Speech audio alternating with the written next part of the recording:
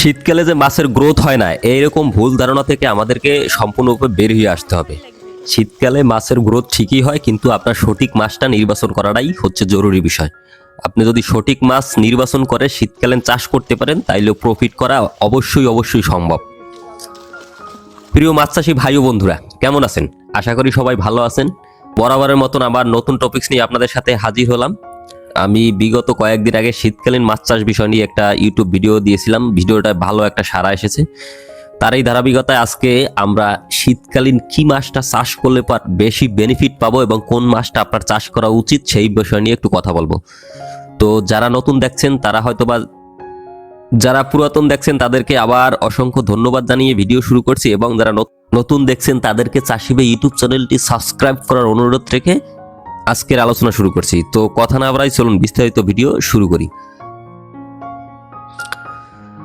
প্রিয় মাছ চাষী বন্ধুরা, আমাদের অনেকের ভিতরে একটা ভুল ধারণা রয়েছে যে আমাদের শীতকালীন মাছের কোনো গ্রোথ হয় না। শীতকালীন যদি আমরা মাছ চাষ করি তখন আমাদের মাছের লস হওয়ার সম্ভাবনা বেশি। আসলে আমি এটা বলবো যে এইটা সম্পূর্ণরূপে একটা ভ্রান্ত ধারণা বা ভুল ইনফরমেশন। ঠিক আছে, শীতকালেও যদি আপনি সঠিক নিয়মে এবং সঠিক মাছটা বাছাই করে যদি আপনি চাষ করতে পারেন তাইলে অবশ্যই লাভবান করা সম্ভব। তো আমি আমার ক্ষুদ্র অভিজ্ঞতা থেকে বলতে চাই যে আমি যেটা করি শীতকালীন, আমি আগের ভিডিওতে বলার চেষ্টা করছিলাম যে আমরা শীতকালীন মাছটা মজুত করলে সবচেয়ে বেটার হয়। কিন্তু আপনি যদি মাছ মজুত না করে আপনার যদি ইচ্ছা থাকে যে আপনি শীতকালীনও মাছ বাণিজ্যিকভাবে চাষ করবেন, তাহলে কোন কোন মাছটা চাষ করবেন? তো শীতকালে বাণিজ্যিকভাবে চাষ করার জন্য আমি প্রথমত সাজেস্ট করব আপনি মিরর কাপ বা কার্ফু মাছের নামে যেটাকে আমি চিনি সেই মাছটাকে চাষ করতে পারেন। সেই সাথে সিলভার কাপ, ব্রিগেড এবং আপনি গ্লাস কাপ, এই 4 ধরনের মাছটা চাষ করলে আপনি বেশি লাভবান হবেন। এর কারণ কি এই মিরর কাপ যেটা বা কার্ফু মাছ যেটা, এটা নিচের স্তরের খাবার খায় এবং এরা সব ধরনের খাবারই কিন্তু খেয়ে থাকে। এরা আপনার যে কোনো পরিবেশে আপনার পানির মান খারাপ হলেও বা আপনার পুকুর যদি একটু অস্বাস্থ্যকর হয় সেই পরিবেশে কিন্তু এরা টিকে থাকার প্রবণতা থাকে, এবং প্লাস 10 ডিগ্রির পর্যন্ত কিন্তু এদের গ্রোথটা স্বাভাবিক গ্রোথের মতনই থাকে। তো আমাদের দেশে সর্বনিম্ন তাপমাত্রা কিন্তু 8 থেকে 10 ডিগ্রির এর বেশি কিন্তু কখনোই কোনো অঞ্চলেই এর নিচে নামে না। তো শীতকালে যদি আমরা এই কার্ফু মাছটাকে চাষ করি এবং পর্যাপ্ত পরিমাণে খাবার দিতে পারি তাহলে কিন্তু এর থেকে প্রফিট আসা অবশ্যই সম্ভব। এই যে আমি যে কার্ফু মাছ বা মিরর কাপের কথা বলতেছি, কার্ফু মাছ আর মিরর কাপের এইটা অঞ্চল ভেদের নামটা একটু ভিন্ন, কিন্তু একটা আইস নাই, সেটা আমাদের এলাকায় বলা হয় মিরর কাপ, আর যেটা আইস আছে সেইগুলার বলা হয় কার্ফু মাছ। তো মিরর কাপ আর কার্ফু মাছ দুইটাই প্রায় একই প্রজাতির মাছ, কিছুটা ভিন্ন এবং স্বাদে হালকা কিছু তারতম্য থাকতো। এই মাছ দুইটা কিন্তু আমাদের পুকুরের গ্রোথ কিন্তু একবারে খুব ভালো থাকে।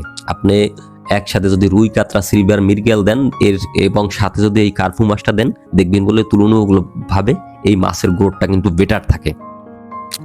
আর বিশেষ করে শীতকালে কিন্তু অনেক মাছের এই তাপ সহনশীলতা কম থাকে, যেরকম রুই মাছ, তারপরে মৃগেল মাছ, তারপরে আপনার অন্য যে মাছগুলো আছে এদের কিন্তু তাপমাত্রা সহনশীলতা কম থাকে, এই জন্য শীতকালে তাদের গ্রোথটা কিন্তু সেইভাবে হয় না। কিন্তু এই যে কার্ফু মাছ বা কার্ফু মাছের কথা বলতেছি, এই মাছটা কিন্তু শীতকালে অনেক বেশি গ্রোথ থাকে।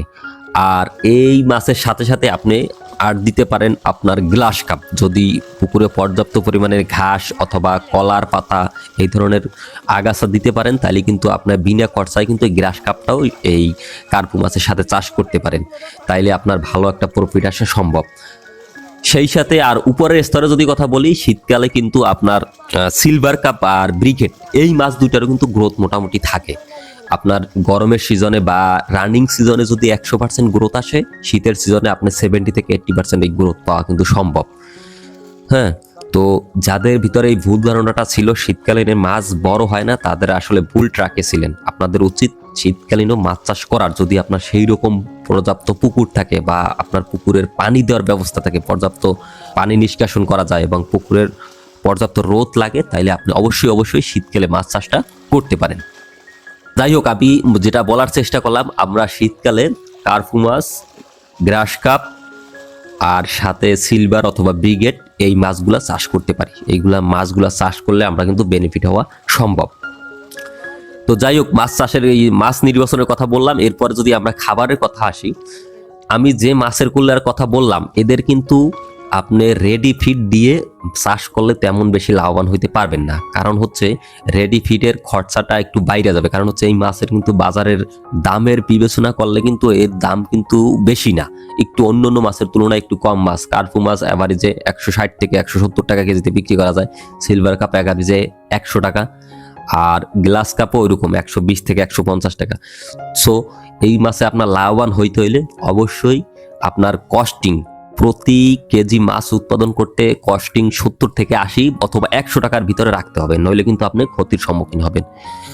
আর এই 100 টাকা খরচার ভিতরে যদি 1 কেজি মাছ আপনার উৎপাদন করতে হয়, তাহলে কিন্তু রেডি ফিড যদি আপনি ব্যবহার করেন, তাহলে এটা আমি মনে করি এটা হওয়া সম্ভব না। হ্যাঁ, এই জন্য আপনার প্রাকৃতিক খাবারের উপর নির্ভর করতে হবে এবং হচ্ছে আপনার হ্যান্ডমেড যে খাবারগুলো আছে সেইগুলোর প্রতি ফোকাস দিতে হবে। প্রাকৃতিক খাবার কি, যে আপনার পুকুরে পর্যাপ্ত পরিমাণের ফাইটোপ্লাঙ্কটন এবং জো প্লাঙ্কটন অবশ্যই তৈরি করতে হবে, সে যে কোনো উপায় হোক। যদি প্রয়োজন হয় অল্প অল্প পরিমাণে সার প্রয়োগ অথবা বিভিন্ন প্রকারের যে প্রাকৃতিক খাবার তৈরি করার যে মেডিসিন আছে সেগুলো ব্যবহার করে হোক, আপনার কিন্তু এই প্রাকৃতিক খাবারটার উপরে বেশি ফোকাস দিতে হবে। কারণ রেডি ফিডে না গিয়ে আমরা প্রাকৃতিক উপায়ে যে খাবারটা পাই এই খাবারটার পর ফোকাস দিতে হবে। এছাড়া আমাদের যেটা মিরর কাপ অথবা কার্ফু মাছের কথা বললাম, এই মাছটা কিন্তু সব ধরনের খাবার খায়। আর A to Z আপনি যে ধরনের খাবার দেবেন না কেন সব ধরনের খাবারই খায়। তো এই জন্য আপনার যেগুলো বাজারে সস্তা খাবার আছে, যেরকম হচ্ছে খোল, ভুসি, চিটাগুড়, হ্যাঁ, তারপরে হচ্ছে ওই যে ভুট্টার পাউডার, ভুট্টার গুঁড়া, এইগুলা দিয়ে যদি আপনি খাবারটা রেডি করে দিতে পারেন, হ্যাঁ, এবং আপনি প্রপার ওয়েতে যদি দিতে পারেন, মাঝে মাঝে পানির যদি চুন প্রয়োগ করে রাখেন এবং পানির মানটা যদি ঠিক রাখতে পারেন, তাহলে কিন্তু এদের গ্রোথটা স্বাভাবিকই থাকে। তো শীতকালীন চাষ করলে কিন্তু এদের গ্রোথটা আপনার ভালো একটা গ্রোথ আসা সম্ভব। হ্যাঁ, সেই সাথে আর একটা বিষয় কি, ওই শীতকালে কিন্তু মাছের রোগ ব্যাধি অন্য অন্য সময়ের থেকে কম হয়। এই সময় যদি আপনি মুখে মাছটা ছাড়ার পরে যদি উপন্যাসকের ডোজ কইরা মোটামুটি খাবার দিতে পারেন, আর শীতকালে অবশ্যই আমাদের পুকুরে পানি শুকাই যাওয়ার মানে প্রবণতাটা থাকে।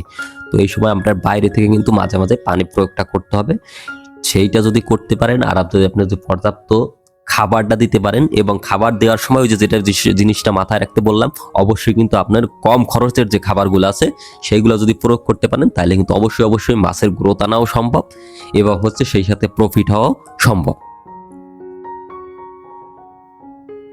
তো বন্ধুরা, যেটা বলতেছিলাম যে আমরা শীতকালে মাছ চাষ কোন মাছটা নির্বাচন করব, সেই সাথে আপনার কোন ধরনের খাবার খাইলে প্রফিট হওয়া সম্ভব।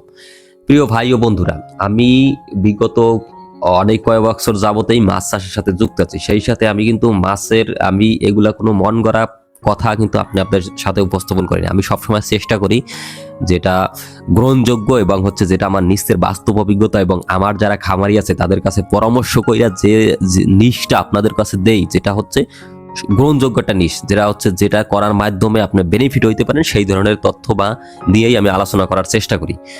তো যারা শীতকালীন মাছ চাষ করা নিয়ে ভ্রান্তি ধারণায় ছিলেন, তারা হয়তো বা আজকের কথাবার্তা শুনে এই ভ্রান্ত ধারণা থেকে বেরিয়ে আসতে পারবেন। আর একটা বিষয় একটু খেয়াল রাখতে হবে, আপনি যদি এই মিরর কাপ অথবা গ্লাস কাপ এই মাছগুলা চাষ করেন, তাহলে কিন্তু এদের কিন্তু একটা এই যে পুকুরের পাড় ক্ষয় করার বা ভাঙার একটা প্রবণতা থাকে, ঠিক আছে? তো এই মাছগুলা চাষ করার ক্ষেত্রে আপনার অবশ্যই কিন্তু পুকুরের পাড় যাতে না ভাঙতে পারে এই জন্য নেটিং করতে হবে। হ্যাঁ, নাইলে ওরা যদি পর্যাপ্ত পানি দেন, দেখবে বলে আপনার পুকুরের পাড় কিন্তু ভাঙিয়ে একবার নষ্ট করে ফেলতেছে। তো এই জন্য এই মাছটা চাষ করার ক্ষেত্রে কিছুটা অসুবিধা হচ্ছে, এই পুকুরের পাড় ধ্বংস করে।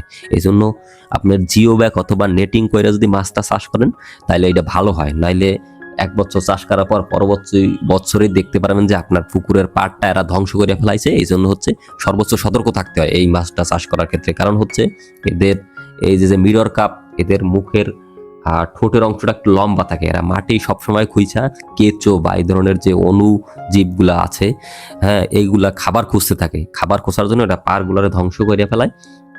এই জন্য হচ্ছে আমাদের যাতে এরা পাড় নষ্ট না করতে পারে এই ব্যবস্থাটা রাখতে হবে। তো বন্ধুরা, বলতে বলতে শীতকালীন মাছ চাষ নিয়ে মোটামুটি আমার তথ্যের যে ইনফরমেশনগুলো ছিল আপনাদের কাছে সেটাগুলো দেওয়ার চেষ্টা করলাম। আপনারা যারা নিয়মিত আমার ভিডিও দেখেন তারা হয়তোবা জানেন আমি আমার এই চ্যানেলে আমার নিজের বাস্তব অভিজ্ঞতাটাই আপনাদের কাছে শেয়ার করি। এই বছর আমি গলদা চিংড়ির প্রজেক্ট করছিলাম, সেই সাথে আমাদের কার্পজাতীয় মাছের মিশ্র চাষ ছিল। মোটামুটি আশা করি ভালো একটা প্রফিট হবে। আপনারা হয়তোবা আগের 2-3টা ভিডিওতে কম বেশি দেখতে পাচ্ছেন যে আমাদের মাছের গ্রোথ কেমন হয়েছে। এবছর আশা করি ভালো একটা লাভবান হবে এবং সামনের বছর আমার চিংড়ি যে একটা নতুন প্রজাতি বললে ভুল হবে, নতুন যে এসপিএফ স্পেশাল প্যাথোজেন ফ্রি এটা নিয়ে কাজ করার ইচ্ছা আছে।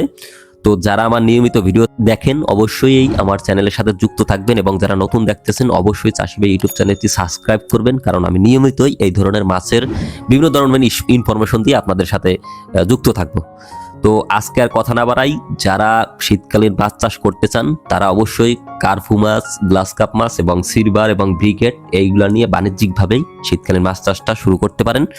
তো আজকের কথা না বাড়াই, ভালো থাকবেন, সুস্থ থাকবেন। অবশ্যই আপনার আধুনিক পদ্ধতিতে মাছ চাষ করবেন, আধুনিক কৃষিতে আসবেন, এই প্রত্যাশা নিয়ে আজ এখানে শেষ করছি। সবাইকে অসংখ্য ধন্যবাদ। চাষি ভাই, আপনার বিশ্বস্ত সঙ্গী।